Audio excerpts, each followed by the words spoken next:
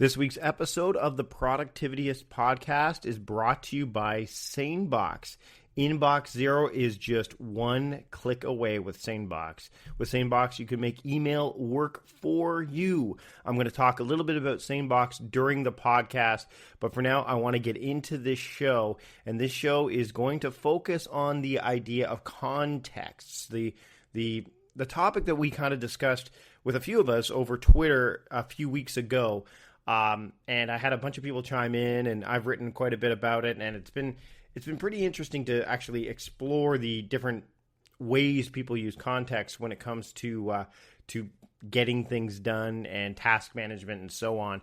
And I wanted to bring on some of those people that were involved in the Twitter chat about their context and what their thoughts were on it. And we've got guests over the next 2 episodes that are going to focus on just the context, the whole context conversation. And this week we've got Sven Fechner and Kevin Rothermel. They're going to be the guys I talked to this week. And of course, every episode is under a half hour. So I wanted to make sure that I got, I spread the conversation out a little bit. And also what we're going to do is, as we wrap up next week, we're going to talk about some of the context that you had that were out there, some of the readers of Productivityist, as well as some of the listeners of the Productivityist podcast. And of course, there's some Patreon supporters out there that I definitely want to get to and get some mentions out. I'll do that at the tail end of this podcast. For those new subscribers and those new supporters, thanks so much. Again, if you are interested in supporting the podcast, it's just me. It's a one-man show in terms of getting things off the ground. Although Productivityist has become a company, we're not part of a network anymore. So, or I'm not part of a network anymore. We never really were part of a network with this podcast, but I'm no longer doing a network show.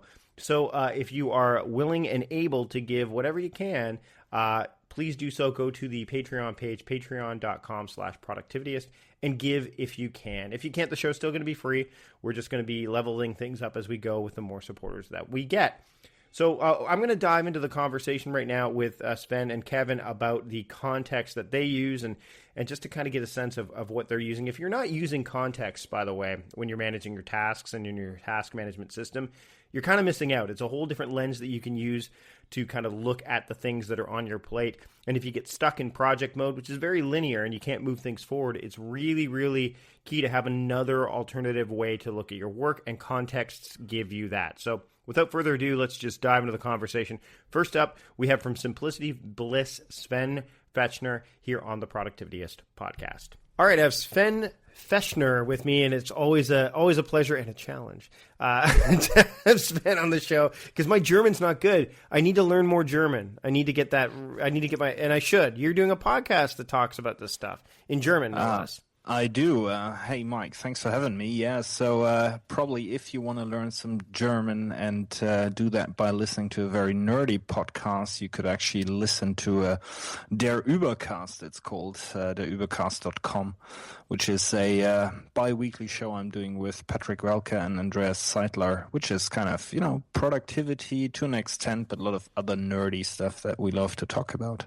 So I'm going to have to get my ears around that and learn a bit more. I only know... actually, you know what? I don't even know how to order beer in German. I know how to order beer in Czech. Jedno pivo prosím is how I would order beer in there Czech. You go. But I did. Well, in German, it would be just ein Bier bitte. Ein Bier bitte. Okay. That's perfect. All right, there we go. Speaking of perfect, one of the things I wanted to talk to you about was context and how it would be completely imperfect for me not to suggest that your energy level based context, and I've mentioned this several times on the blog and at the website, that your talk at the OmniFocus setup a couple years ago kind of inspired me to really spend more time using energy based type context. And right. I have to say that not only have they helped me, but they've helped a lot of other people that I've kind of explained why and how they kind of can work and help. So I want to give you a big thanks and a big shout out right now while I have you on the show to say, if it wasn't for you, it kind of drawing me to those, I probably wouldn't be nearly getting as much done as I am. Oh, thanks for that. That's really great to hear that it helped a lot of people. It was more like scratching my own itch really when I pondered about context and why they actually didn't work for me, and the result, the fresh take on context post that I did on my blog at the time, and then later with the talk at the OmniFocus event, That really then became sort of one of my signature pieces out there, which still today is, I think, one of the most popular posts on the blog, and people kind of tend to go to it because it does address one of the key issues with getting things done, which is that the contexts feel a little bit outdated, right? They assume that certain tools are only available to you at a certain time. And obviously with technology advancing, with work environments changing, we're now in a situation where basically, 90% of everything you need from a phone, from an internet connection, email, IM, is with you kind of 80-90% of the time. So you need to make different choices, and that's really what my approach to context was about at the time. Now, what about now? I mean, we were all involved in this Twitter thread that happened a few weeks ago where Schechter chimed in, and then a couple other gentlemen, Lee Garrett and Kevin Rothermel, we all kind of, and a few others, kind of, how we define context.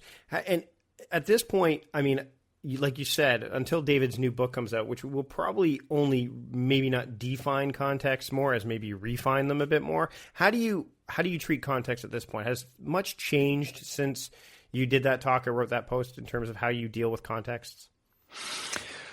Well, I'm practicing GTD now since way more than 10 years. And when I initially started, context to me, like many other ideas of GTD, were a crutch, right? They really helped me learning to walk, being a bit more organized, being a bit more productive. And then over time, you also start growing out of some of this because it becomes muscle memory. It becomes a habit, right? That's what you want it to be. So you become automatically more conscious of, what sort of state of mind you're in, what your energy levels are, what is important, and you become less dependent on these crutches, and you start to, look at your context again and say, do I really use it to that level of granularity? And one of the indications I always use, do you have contexts that carry like less than 5 tasks most of the time?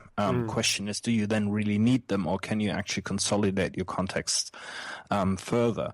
There's still a level of energy-based context that I'm using today, but I'm also starting to become a lot more focused on a few contexts. So I still have my focus context, which is sort of the high energy context, when I really want to shut down everything left and right of me and just dive into a more complicated problem, a more complicated or more creative task that just requires the right energy.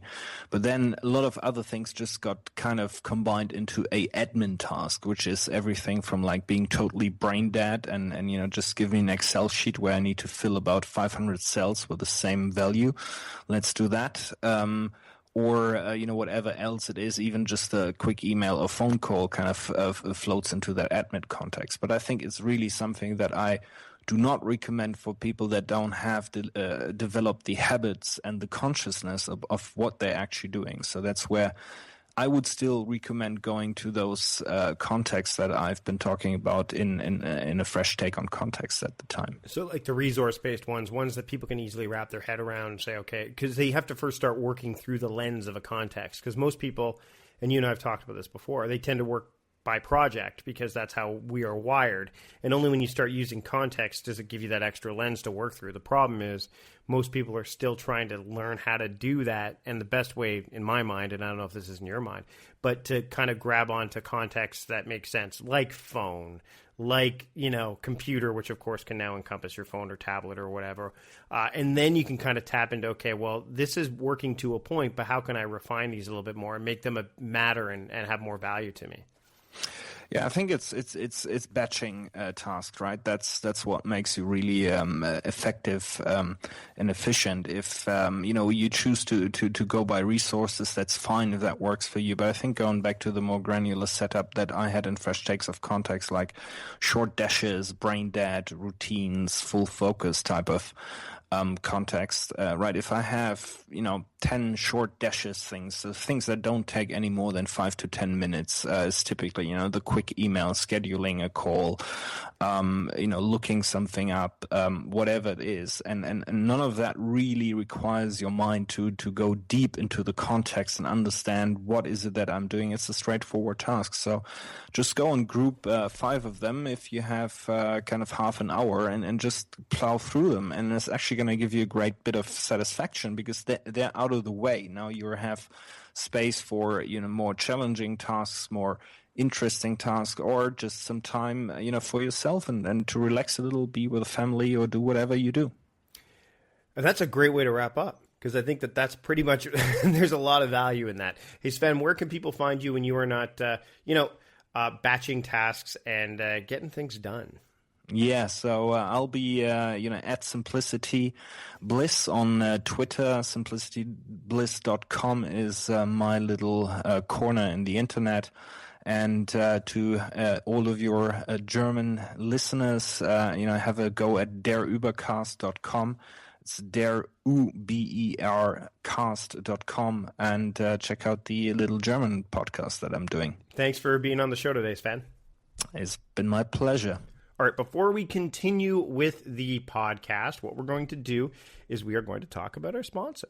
And our sponsor this week is SaneBox. I'd like to thank the folks at SaneBox for sponsoring this week's episode of the Productivityist podcast.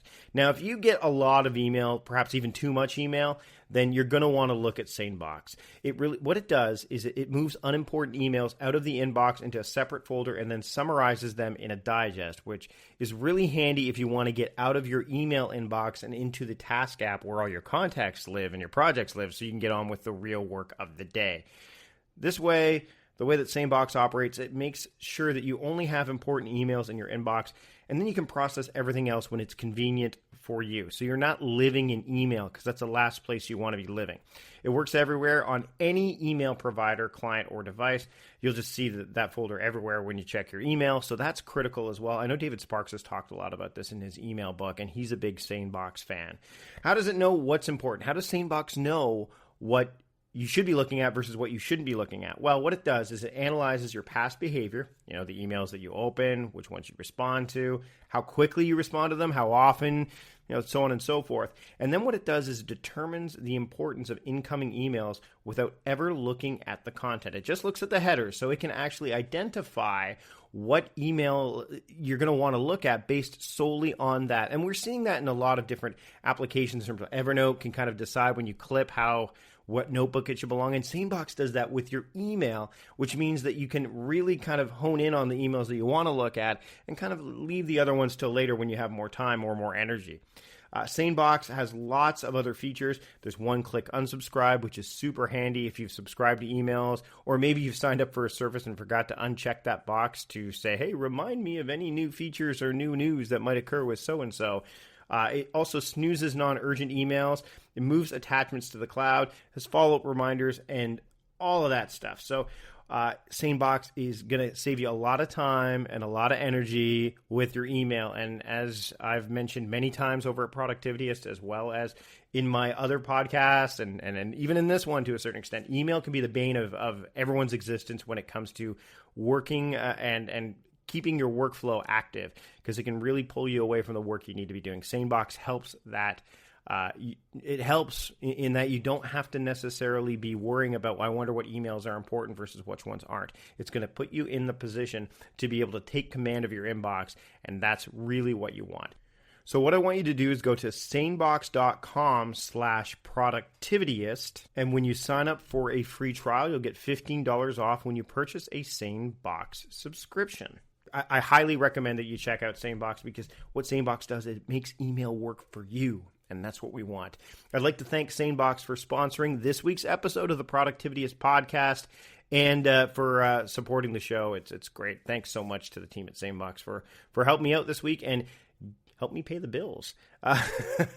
Now let's get back to the show. We're going to bring in Kevin Rothermel now to talk a little bit about the context that he uses and why he uses them. So take it away, Kevin, and me, of course, from when we talked about it. So I'm here with Kevin Rothermel, who actually chimed in on the Twitter thread as well. And Kevin, you've been following me for a while and vice versa, right?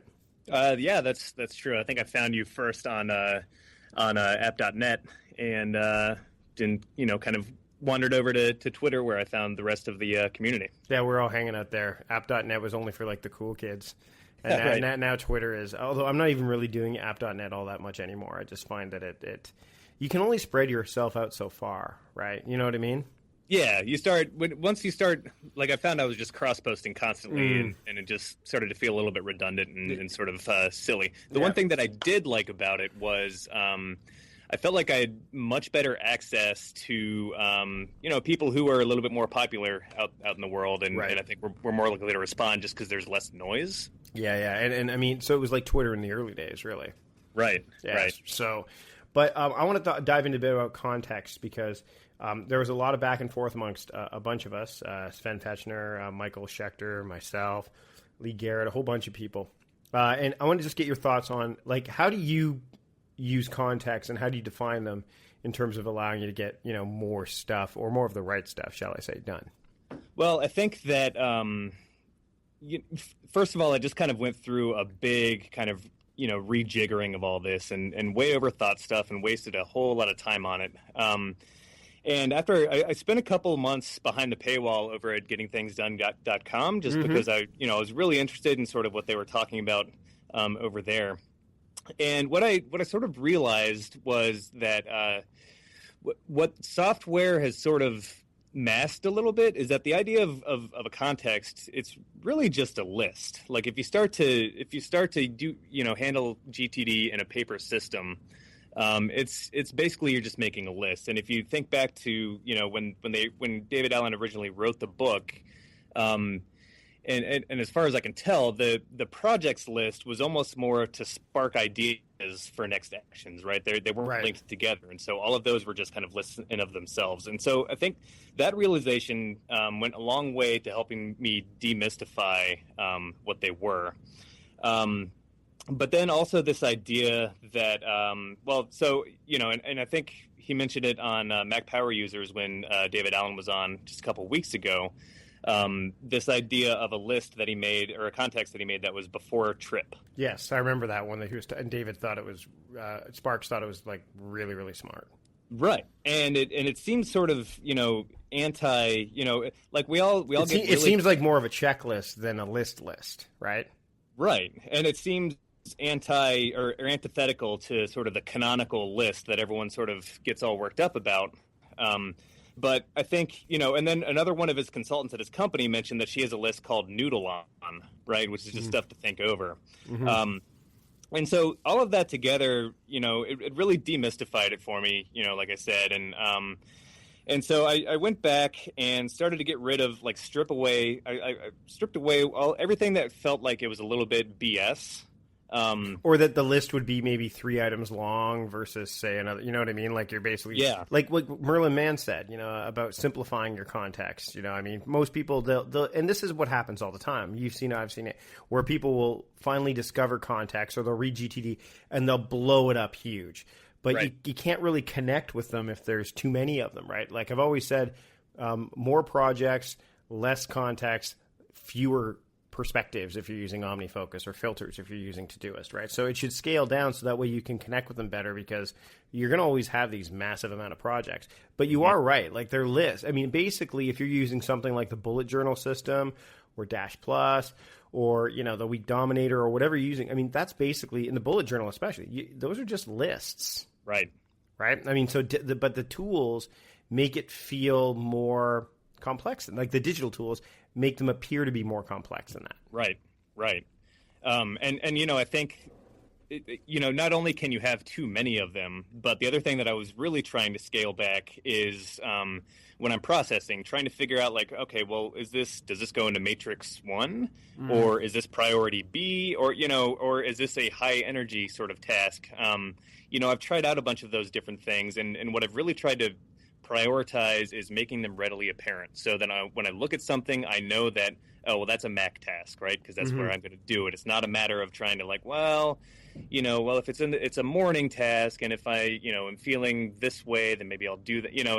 You're eliminating that you're actually preferring to eliminate the emotional complexity that might be involved, right? It's like, okay, I need to be on my Mac. Energy level doesn't really. I'm not taking that into account.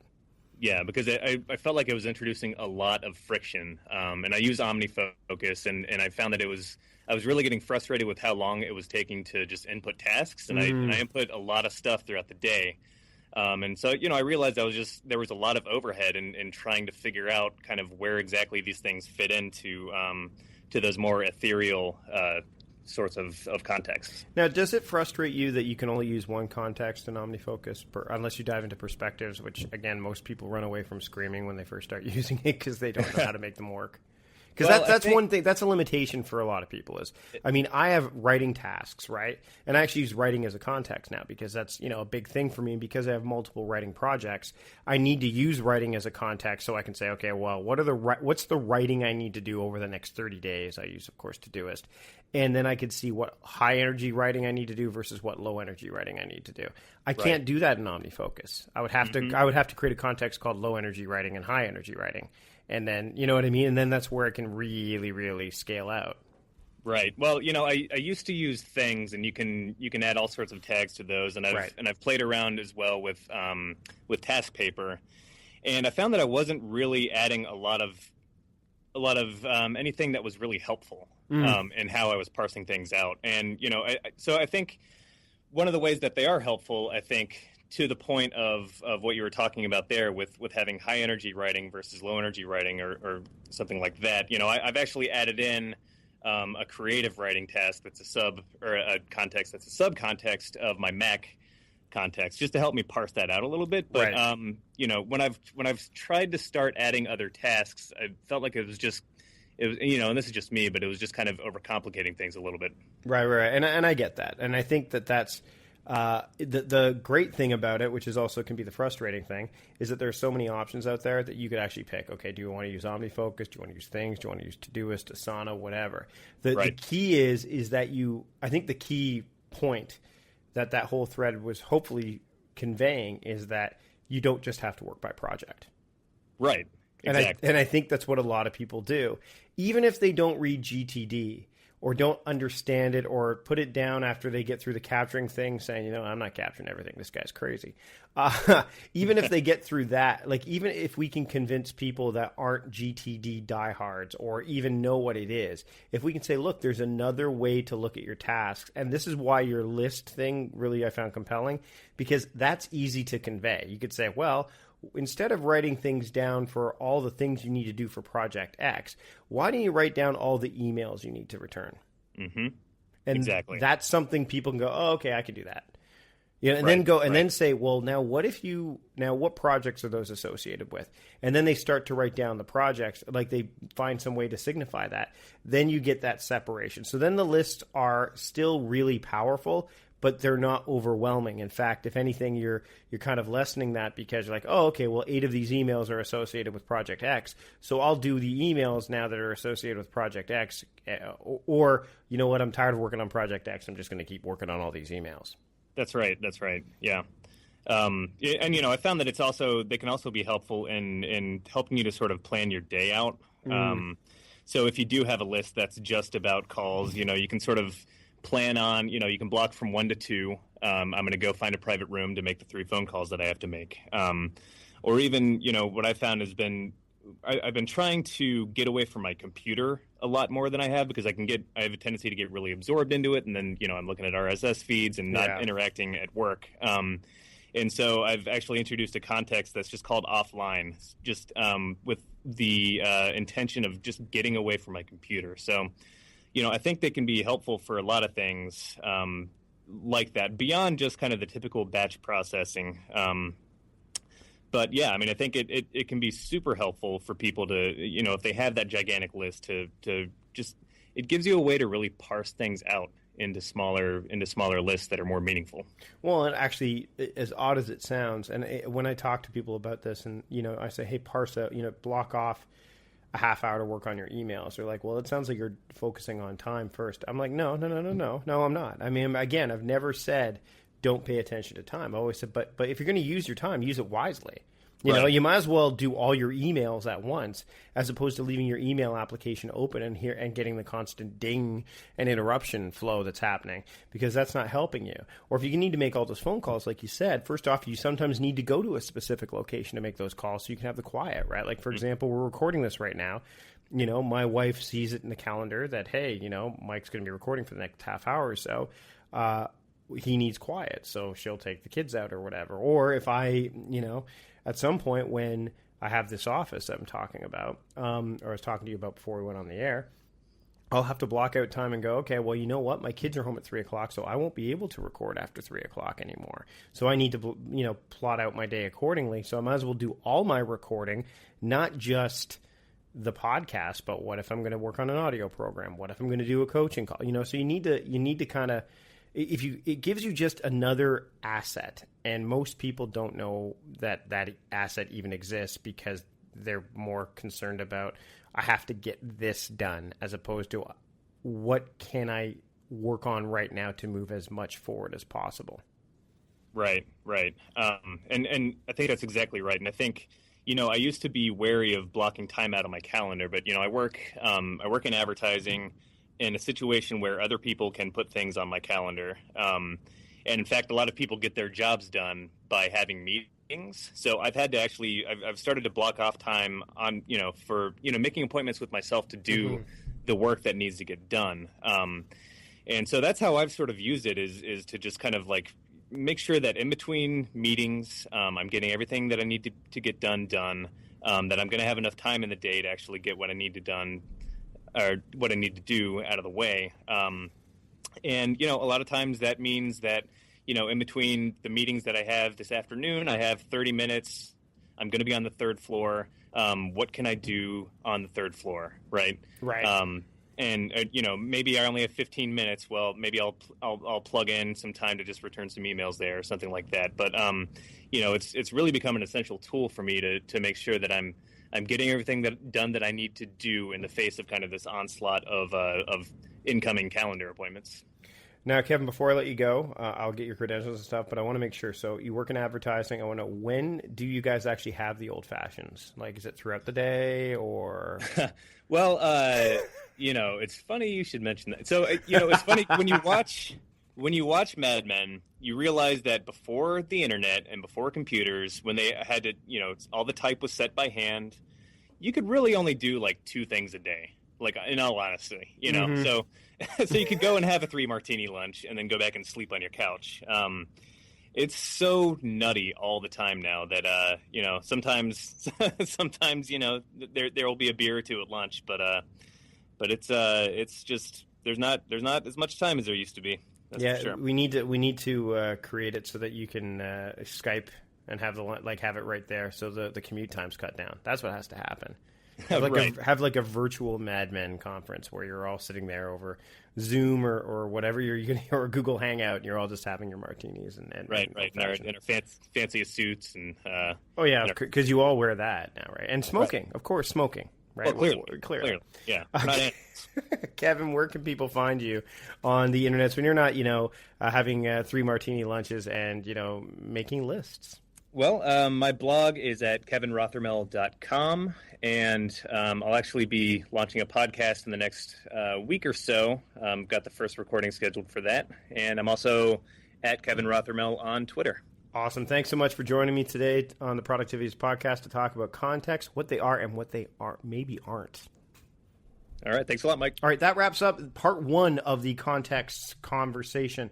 I want to talk a little bit about our patrons and thank them so much for joining me, the ones that are sponsoring via Patreon. I wanted to give them a shout out. The people that are contributing at a specific level will get a shout out during the podcast. So let me take a look and give you a sense of who is sponsoring at that level. And again, if you're $10 or above, you're going to get that recommendation, that shout out, as well as you now get complimentary access to a course I've developed with Steve Dotto called Task Apps Made Easy. Just go to patreon.com/productivityist and you can look at the different levels there. But I want to say a big thank you to the following who've just recently jumped on board and become sponsors. We have Scott Saluga, who jumped on, as well as Clarence, And Caesar, all of you, thank you so much for jumping on the Productivityist podcast supporter list over at Patreon. Again, big thanks to all of you that are contributing on Patreon. Again, you can go there at patreon.com/productivityist and give your support if you are able. Even $1 helps. Even $1 helps.